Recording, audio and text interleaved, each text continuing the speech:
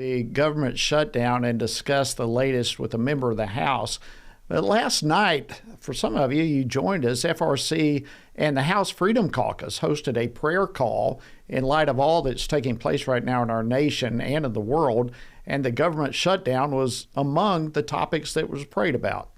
We need your guidance and we need your wisdom, Father, for each member of Congress. Father, we just lift up the Senate right now and pray for the Senate and pray for unity there, where we can actually pass these bills and get the government going again. That was Congressman Andrew Clyde last night praying. He was a part of that prayer call. Also participating in that was my next guest, Congresswoman Mary Miller. She represents the 15th Congressional District of Illinois. She also serves on the House Agricultural Committee, which is highly in the news right now. And I'm honored to have her joining me right now. Congresswoman Miller, welcome back to Washington Watch. Thank you for having me, Jody. And it was great to be able to participate with the other members in the prayer meeting. And specifically, I really appreciated your prayer and your comments about the deception that is so widespread in our country. And, Washington Watch, what a great opportunity for people to actually get the truth. Thank you. Well, thank you for participating in that as well. I thought it was just a powerful thing. And whenever you have a prayer time that is led by members of Congress and put together, I think there's something spiritually that's very powerful in that. So thank you, as well as all your colleagues in the Freedom Caucus, for putting that together. And it was an honor for FRC to be a part of that.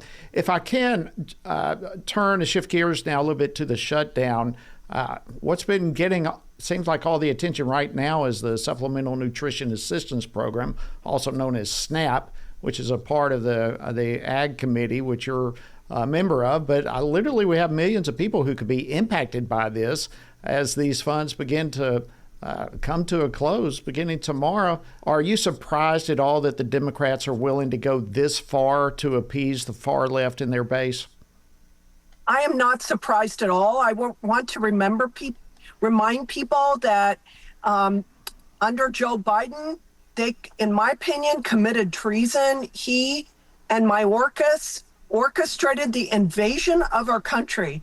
And now they are like the Democratic whip who is in leadership for the Democrats. Catherine Clark came out and said that they are using the suffering of Americans, the shutdown, as leverage to try to get their radical priorities, which would include health care for illegals.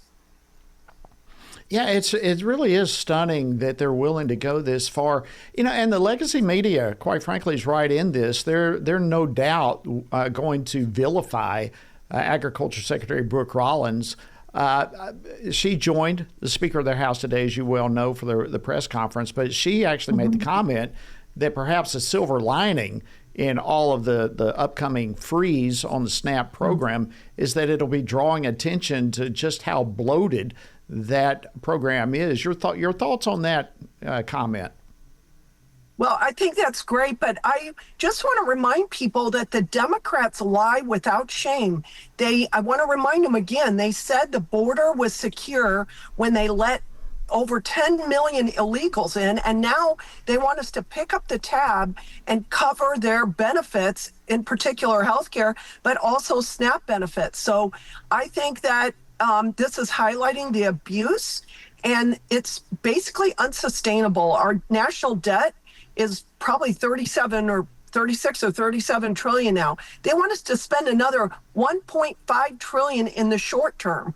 And they've already voted for this CR over 10 times. This is the exact thing that they voted for. They are using this as leverage for political reasons and to advocate for illegals.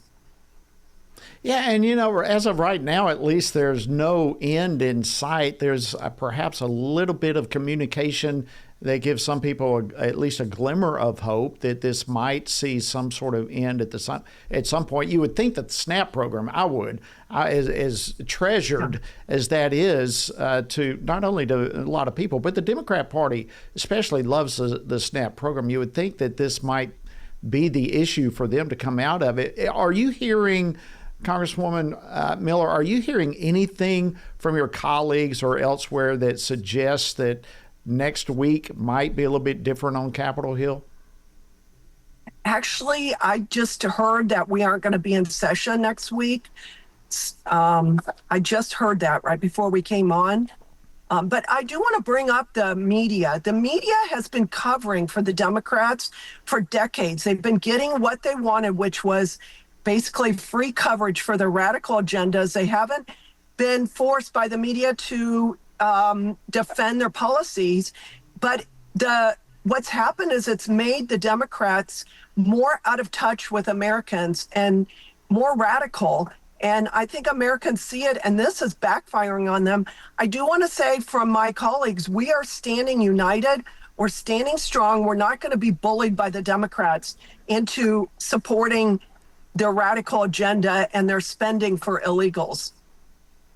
Yeah, and I actually think that's a part of the reason why the House and we just heard that literally as well right before coming on the program, will not be back next week because it puts more pressure on the Senate to act. And I actually think that is what you are saying. It puts more pressure on them and indicates that y'all are not going to cave.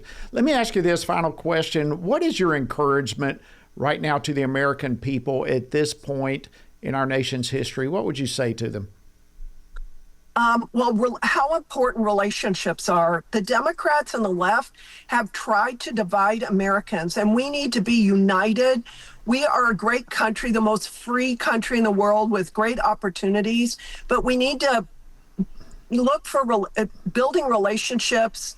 Look to our neighbors, see how we can help each other.